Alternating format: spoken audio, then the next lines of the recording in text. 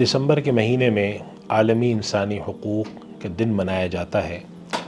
اور انسانی حقوق کا آج کل بہت چرچا ہے۔ انسان کے ساتھ جانوروں کے حقوق کا چرچا ہے، خواتین کے حقوق کا چرچا ہے، تو مختلف قسم کے حقوق کے چرچے آج کل بہت زیادہ ہیں۔ تو بسا اوقات انسان جب اس طرح کی چیزیں سنتا ہے، اور خاص طور پہ ہمارے مسلمان نوجوان نسل، تو وہ یہ سمجھتے ہیں کہ شاید یہ حقوق کا جو تذکرہ ہے، یہ حقوق کی حفاظت کے حوالے سے جو باتیں ہیں، یہ اس طرح کی جتنی چیزیں ہیں، یہ شاید بہت جدید دنیا کی ہیں، اور پہلی دنیا ان چیزوں سے واقف نہیں تھی، یا مسلمان واقف نہیں تھے۔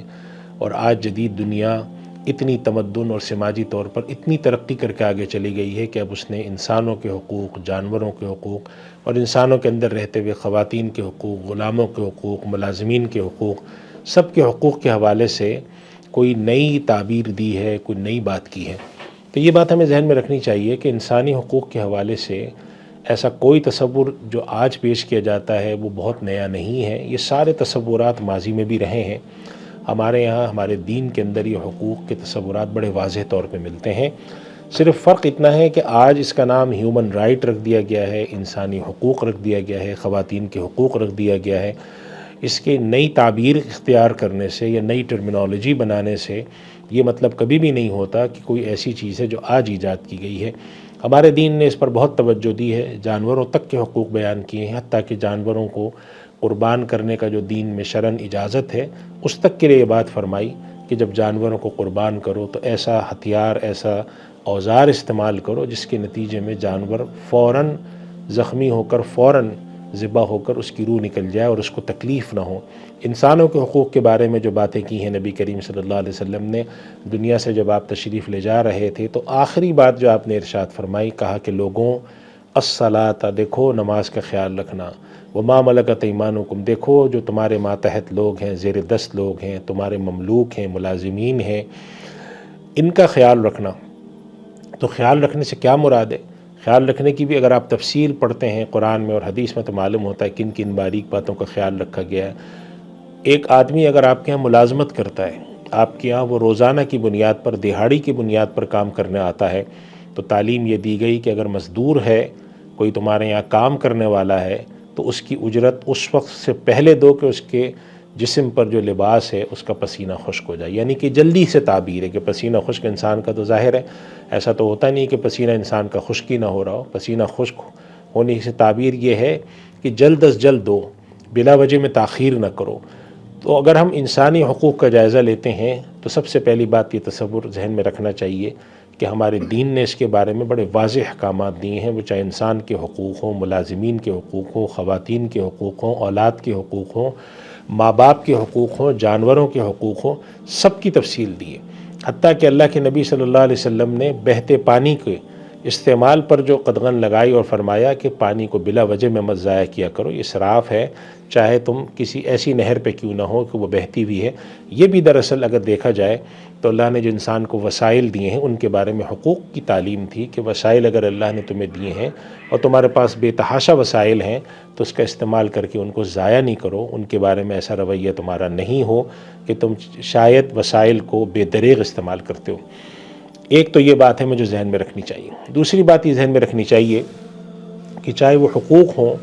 یا کوئی اور چیز ہو، ہر ایک قوم کا اور ہر ایک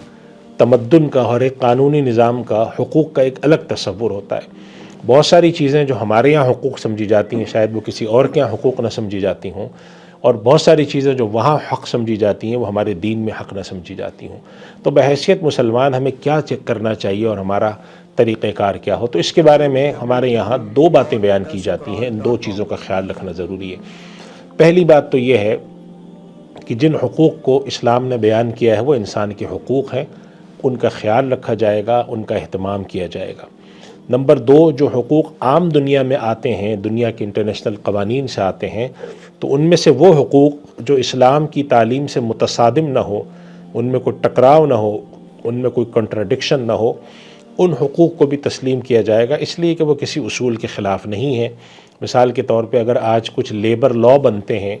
اور مزدوروں کے قوانین بنتے ہیں، مزدوروں کے حقوق کے حوالے سے چیز بنتی ہے، اور اس میں ایسی چیزیں بیان کی جاتی ہیں جو اسلام کے اصولوں کے مطابق ہیں یا اسلام کی تعلیمات میں بھی وہ چیز پائی جاتی ہے، تو ان حقوق کو تسلیم کرنے میں کوئی حرج نہیں ہے، ان کو بالکل اختیار کیا جا سکتا ہے، ان کو اڈاپٹ کیا جا سکتا ہے۔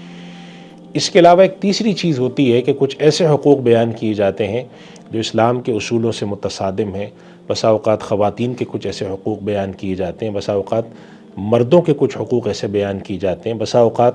انسانوں کے لیے کچھ ایسے حقوق بیان کیے جاتے ہیں، یا جانوروں کے حوالے سے، جگہوں کے حوالے سے، جن حقوق کا ہمارے دین کے ساتھ یا تو کوئی تصادم ہے یا ہمارا دین ان حقوق کو تسلیم نہیں کرتا۔ ایسے حقوق کو ہم انسانی حقوق کے تحت تسلیم نہیں کریں گے۔ ہمارے یہاں بہت سارے بین الاقوامی چارٹر اور بہت سارے ایسے قوانین ہیں جن کو ہم اسلام کی اصول کی روح سے جائزہ لینے کے بعد ہی تسلیم کر سکتے ہیں۔ اس وجہ سے بہت سارے قوانین ایسے ہیں جن کو عالم اسلام کے جو مسلمان ممالک ہیں انہوں نے ان قوانین کو تسلیم نہیں کیا ہے اور کہا ہے کہ ہمارے دین اور ہمارے اصول، ہماری تہذیب، ہمارے تمدن، ہماری معاشرت کے خلاف ہیں، لہٰذا ہم ان کو عام انسانی حق تسلیم نہیں کرتے اور ہم اس کو درست نہیں سمجھتے۔ یہی حکم جانوروں کا ہے۔ مثال کے طور پہ آپ دیکھیں کہ دنیا میں ایک بہت بڑی مہم چلتی رہی ہے کہ جانوروں کو ذبح کرنا اور ان کا گوشت کھانا یہ جانوروں کے حقوق کے خلاف ہے، لہٰذا اس پہ پابندی لگائی جائے۔ تو ہمارا دین اس پابندی کو تسلیم نہیں کرتا، اس لیے کہ اللہ تعالیٰ نے جن چیزوں کو حلال قرار دیا ہے ان چیزوں کو منع کرنا یا ان کو حرام کرنے کا اختیار کسی انسان کے پاس نہیں ہے۔ اور ایک اور بات جو حقوق کے حوالے سے میں عرض کرنا چاہتا ہوں، وہ بہت اہم بات ہے، وہ ہمیں سمجھنی چاہیے کہ دنیا میں اس وقت جو غالب تمدن اور غالب تہذیب ہے، جو عام طور پہ مغرب کی تہذیب کو سمجھا جاتا ہے، ان تہذیبوں نے ایک خاص تصور دنیا میں پیدا کیا ہے، اور وہ یہ ہے کہ جو تہذیب ان کی ہے، جو باتیں یہ بیان کرتے ہیں، جو حقوق یہ بتاتے ہیں، وہ دراصل صحیح طور پہ حق ہیں، اور اگر کوئی چیز یہ نہیں بتاتے تو وہ حق نہیں ہے۔ یعنی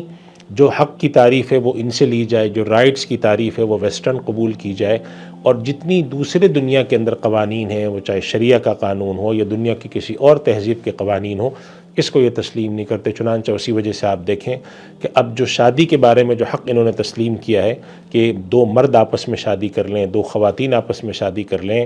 یہ اپنی مرضی کے ساتھ جس کے ساتھ جو رشتہ بھی قائم کرنا چاہیں، اس کو یہ بنیادی انسانی حق میں قرار دیتے ہیں، اور دنیا کے دیگر ممالک پر